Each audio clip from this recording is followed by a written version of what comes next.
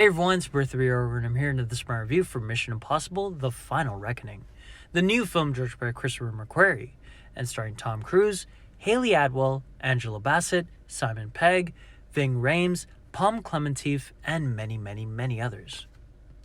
Now, there might be some spoilers within this review, so I'll give you an encapsulated review right now. If this is the final film in the franchise, it's a great way to end off the series. It's very bittersweet because it's like saying goodbye to a friend. Tom Cruise has played Ethan Hunt for 8 films now. No other spy franchise has had a main character being played by the same actor for that many films. James Bond has had a roulette of people over the years playing James Bond. Jason Bourne has been played by Matt Damon 4 times, and then Jeremy Renner did a spin-off movie in that Bourne series as well. I don't know any other spy thriller, spy franchises that had an actor playing the main character for multiple films. But again, Tom Cruise has given it his all in every single film, has upped the spectacle and upped the stakes with the stunts with each and every single movie. And this is no exception as well. But in comparison to the other films that Christopher McQuarrie has directed in the series, it pales a little bit in comparison. I had high expectations for this franchise's end, and I was a little bit disappointed, but I still give this film an 8.5 out of 10. I'll explain what disappointed me in the spoiler portion of this review, but yeah, if this is the end, this is a very solid ending, and for an 8th film in a franchise, this is very solid. So if you're looking for a good time, Mission Impossible: The Final Reckoning is very solid. But yeah, if you don't want to know anything about this movie, stop this review right now, because I'm going to give you some spoilers within the rest of the review in 3, 2, and 1. Alright, first things first. I would say that Rogue Nation is a very, very, very solid film. It starts off spectacularly and then kind of peters off by the end of the film. It was my least favorite Christopher McQuarrie film that he worked on in the series until this film. But yeah, Rogue Nation is very solid. I gave it a 9 out of 10. Fallout is my all-time favorite Mission Impossible film and one of my all-time favorite action films too. It is such a solid movie from top to bottom. It is spectacular. I love that movie. I've seen it millions of times now. But yeah, that's my favorite Mission Impossible film. That's an easy 10 out of 10. Dead Reckoning as well. I give it a 10 out of 10. It was so good, and it was a great lead up to this movie. And again, originally it was part 1 and this film was part 2, but I guess this is not a part 2. I don't know. But either way, it is connecting pretty much from the events that happened in the previous film. But Dead Reckoning, yeah, was another 10 out of 10. Final Reckoning is an 8.5 out of 10. I feel like the problem here is that the villain in Dead Reckoning was probably my least favorite villain out of all the villains in the recent films that Mission Impossible has had.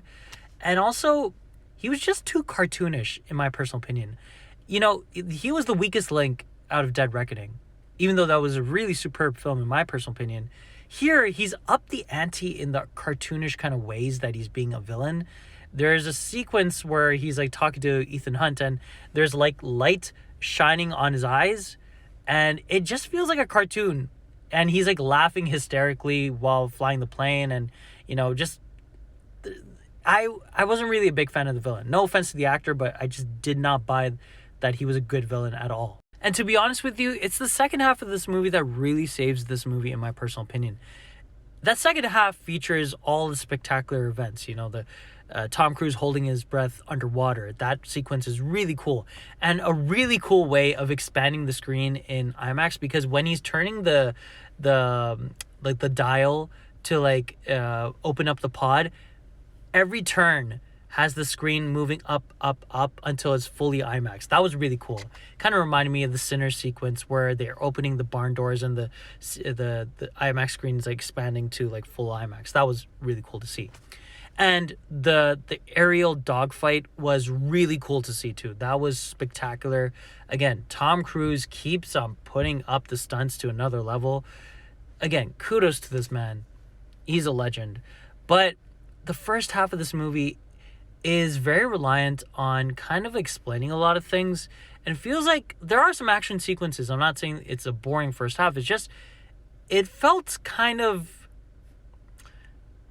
not as eventful as I wanted it to be for a finale film or possible finale movie. Also, if I had to give a designation for The Final Reckoning in the Mission Impossible series, I would say this is the most whispery Mission Impossible film in the whole entire series. I don't know why, but I think like at least half of the dialogues in this movie are pretty much whispered or said in a very quiet tone. It is so weird. It is so weird for a finale film to have a lot of whispering, a lot of like low talking scenes. It was a little bit kind of like interesting that they did that, but again, that's all the negatives that I had about this movie. Let's get into the positives. Like I said before, the underwater sequence where Ethan Hunt is holding his breath and pretty much trying to get back to the surface was very spectacular to watch. Shows you the dire situation that Ethan Hunt is in that sequence.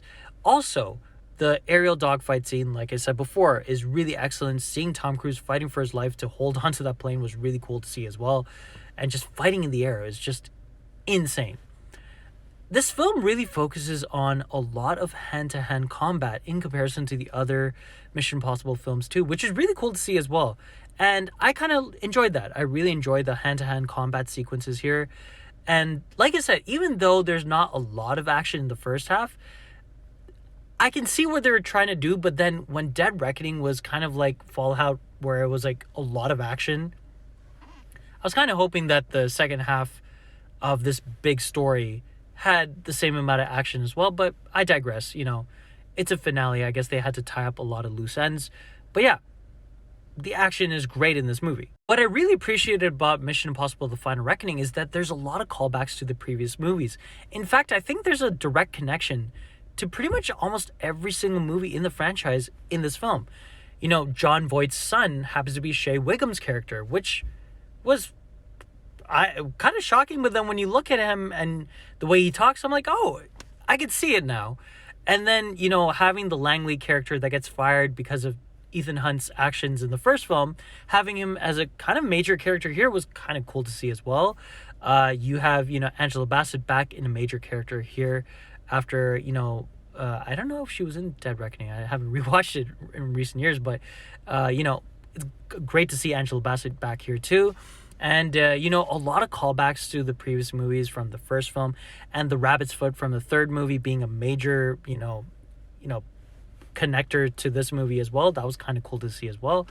And yeah, I was really surprised as to how much of the previous movies were actually referenced here and shown here. Pretty much the beginning of this movie is almost like a eulogy to the franchise.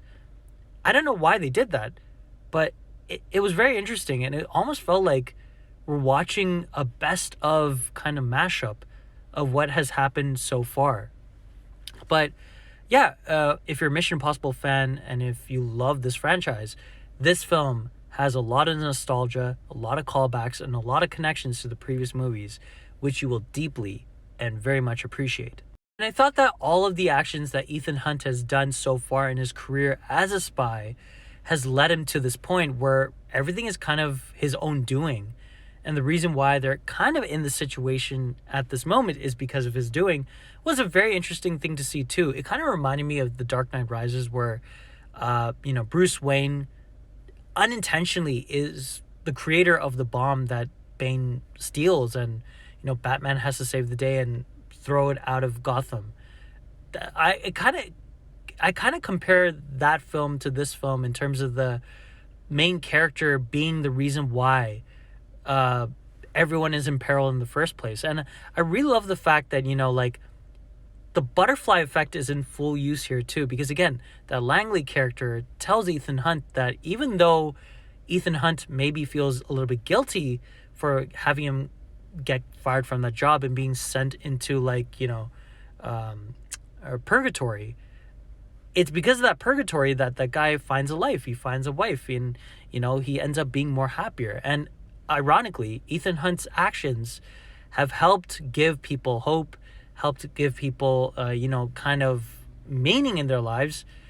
And, by the end of this movie, everyone's changed because of this one singular spy. So yeah, as a finale film, this is very solid. A little bit disappointing because I had high expectations. But again, if you're a fan of the franchise, you will love this. And again, for eighth film, not too shabby. 8.5 out of 10.